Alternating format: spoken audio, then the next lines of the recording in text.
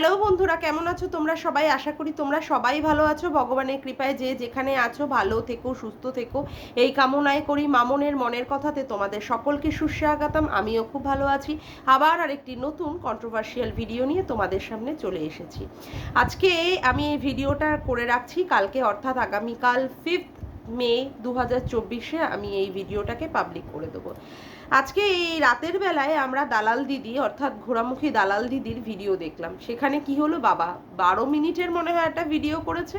সেখানে তো 4-5 মিনিট ধরে সেই একটা গান, উঁচু স্কেলের গান গেয়ে গেল। যখনই সে উঁচু স্কেলে উঠলো তখনই দেখলাম গলার তার রিদিমটা কেটে গেল। এমন গান গাইতে যাস কেন যেখানে রিদিম কেটে যায়? গানটা যদি গাইতেই হয় তাহলে প্র্যাকটিস করে নে, ঠিক আছে? প্র্যাকটিস করে নিয়ে তারপরে গান গা। এত মাল্টি ট্যালেন্টেড হওয়ার তো কোনো দরকার নেই। সব দিকে তোকে দেখাতে হবে তুই পারদর্শী। যেগুলো পারিস না সেগুলো নিয়ে অকথ্যভাবে চেষ্টা চালাতে যাস কেন? যাকে সেটা তোর ব্যাপার।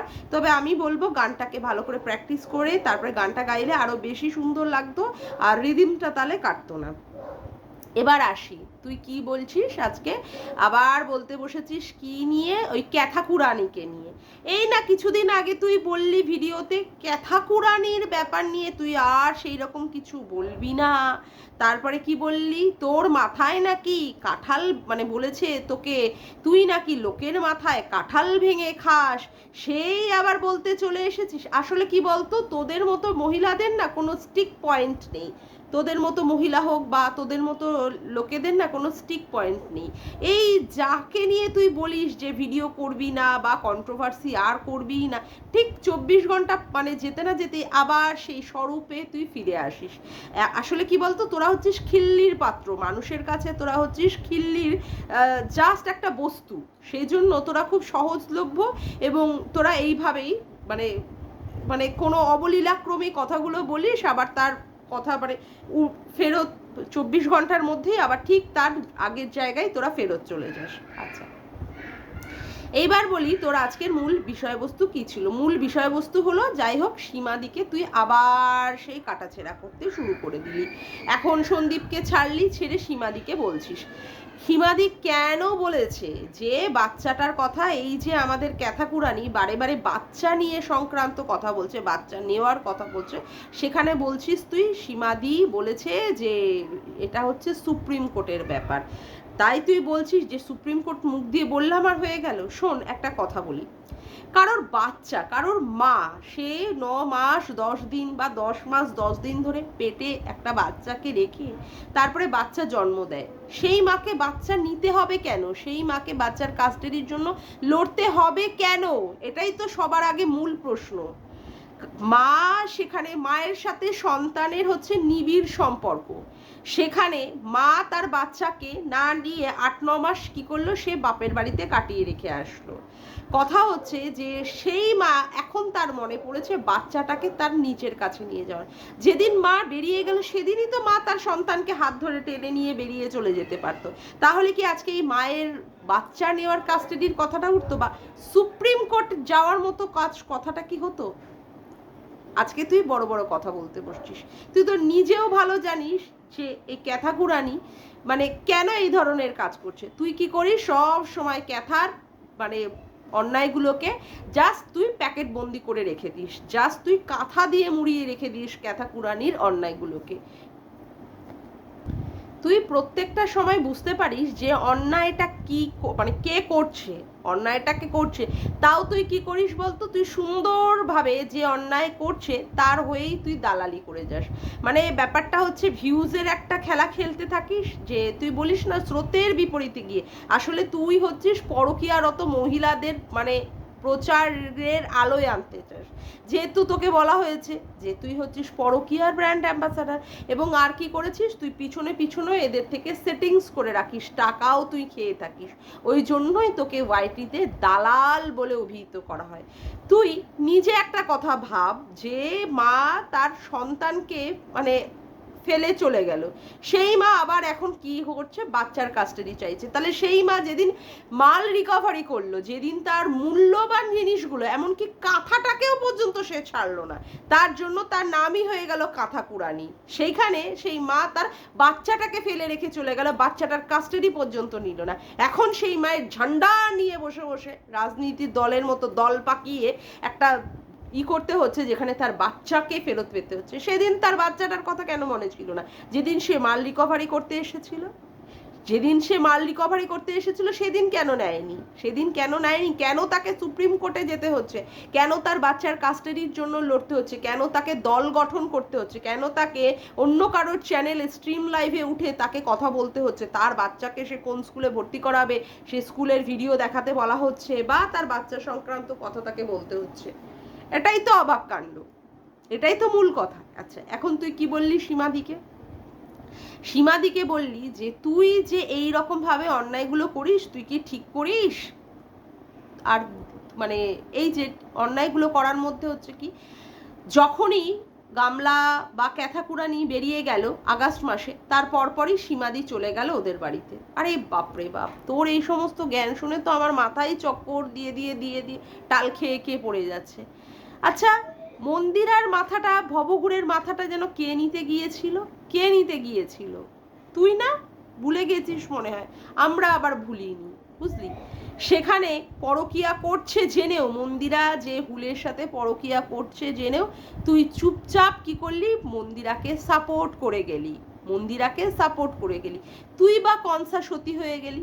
আজকে তুই সীমাদিকে আঙুল তুলে দেখাচ্ছিস যে তুই সন্দীপের বাড়িতে গেছিস। তুই মন্দিরার বাড়ি অবধি পৌঁছাতে পারিসনি, হয়তো মন্দিরা যে শ্বশুর বাড়িতে থাকে তুই সেখানে যাসনি, মন্দিরা যে ফ্ল্যাটটাকে বুক করেছিল, মানে যেটা ভাড়া নিয়েছিল, তুই তো সেখানে পৌঁছে গেছিস। তুই তো সেখানে পরিস্থিতি যদি থাকতো, তাহলে তো তুই মন্দিরার ওই শ্বশুর বাড়িতে, অর্থাৎ মন্দিরা যে মানে মন্দিরার সোমনাথের যে বাড়িটা রয়েছে, সেই বাড়িতে তুই চলে যেতিস, সৌভাগ্যী কুটিরে, সেখানেও তুই চলে যেতিস।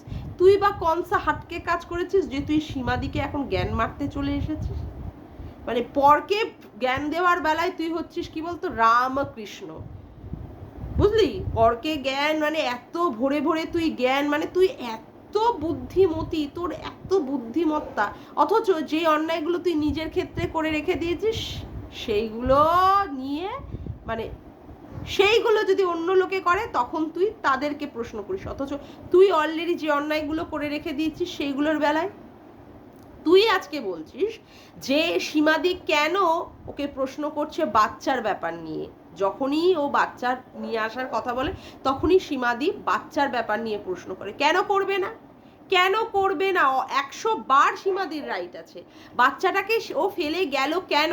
বাচ্চাটাকে তো সেদিনই, যেদিনই ও চলে গেল ওর মায়ের সাথে, ওর দাদার সাথে, অর্থাৎ 17ই আগস্টের কথা বলছি, সেদিনই তো ওর বাচ্চাটাকে নিয়ে চলে যাওয়া উচিত ছিল। আজকে কেন ওর বাচ্চার জন্য নাড়া লাগাতে হচ্ছে? আজকে কেন ওর বাচ্চার জন্য একটা প্রতিবাদী দল গঠন করতে হচ্ছে, যেখানে কিনা স্লোগান উঠছে বর্ণেরা বনে সুন্দর, মানে শিশুরা হচ্ছে মাতৃ, উচ্চারণও তো সে ঠিকঠাক পারে না, যাই হোক, শিশুরা হচ্ছে মাতৃক্রোড়ে, আচ্ছা মানে মায়ের কোলে, ক্রোড়ে হচ্ছে একটা সাধু ভাষা, যাই হোক। এবার ব্যাপারটা হচ্ছে কি, সেখানে কেন এখন এই স্লোগানটা দিতে হচ্ছে? আর প্রশ্ন, বাপরে বাপ, তুই আর এই কথা বলিস না সীমাদিকে, যে সীমাদি কেন প্রশ্ন করছে? তুই তো ওয়াইটিতে যদি কোনো কেউ পান থেকে চুন খসে, তুই তো সবাইকে প্রশ্ন করতে চলে যাস। তার মানে ব্যাপারটা হচ্ছে প্রশ্ন করার একমাত্র অধিকার হচ্ছে কার? তোর। আর সীমাদির কোনো অধিকার নেই। যেমন করে দেখ, আজকে প্রিয়া খামার বাড়ি কেন করলো? তুই প্রশ্ন করলি। প্রিয়া পায়খানাটা কেন বানালো না, অর্থাৎ শৌচালয়, যেটাকে আমরা বলি টয়লেট, ঠিক আছে, সেই খানটা কেন আগে তৈরি না করে খামার বাড়ি কেন করলো? সেইটা। প্রিয়া কত টাকা তুললো? সেইটা। প্রিয়া কেন সেই টাকা দিয়ে চিকিৎসা করালো না আয়ুষের? সেইটা। মানে তুই প্রশ্নগুলো করবি, তোর প্রশ্ন করার মানে 100 ভাগ অধিকার আছে সবার ক্ষেত্রে। তুই যাচাই করবি, লোককে প্রশ্ন করবি, অথচ এই ক্যাথাকুরানিকে যদি কেউ প্রশ্ন করে বাচ্চার ব্যাপার নিয়ে, তখনই তোর কি করতে হতে হবে? বসে যেতে হয়। তোর লজ্জা করে না? এই না কিছুদিন আগে তোকে এইভাবে অপমান করলো, ল্যাটা তোকে বারংবার অপমান করেছে যে তুই সমস্ত ভিউজের জন্য করিস। ক্যাথাকুরানিও পর্যন্ত তোকে বলেছে তুই কথা লাগান ভাগান করিস, লোকের মাথায় কাঁঠাল ভেঙে খাস, তারপরেও আবার তাদের হয়ে দালালি করতে বসে গেছিস? কি রকমের তুই চামচাগিরি তুই করিস, তাহলে তুই একবার ভাব। তোর মানে এই চামচাগিরি দেখলে না জাস্ট অসহ্য লাগে। আসলে কি বলতো, তোর শিক্ষার প্রচন্ড পরিমাণে অভাব রয়েছে, শিক্ষার। তুই বলিস না তোকে লোকে ইউজ করে, তুই মালটাই এরকম যে তোকে লোকে ইউজ করে। তুই তো ইউজ হতে চাস, নাও আমাকে নিয়ে সবাই ইউজ করো, নাও আমাকে নিয়ে সবাই খিল্লির পাত্র বানাও, তার জন্যই লোকে ইউজ করে। তুই যদি সেখানে ইচ্ছা করে যদি নিজেকে এগিয়ে দিস যে তুই ইউজ হতে চাস, তাহলে কি তোকে লোকে ছেড়ে দেবে? কেউ কি কখনো ছাড়ে? তুই বুঝতে পারছিস যে এখানে নোংরামি হচ্ছে, তারপরেও কি করে যাচ্ছিস, তুই সুন্দর করে সেটাকে ঢেকে রেখে দিচ্ছিস নোংরামির জায়গাটাকে।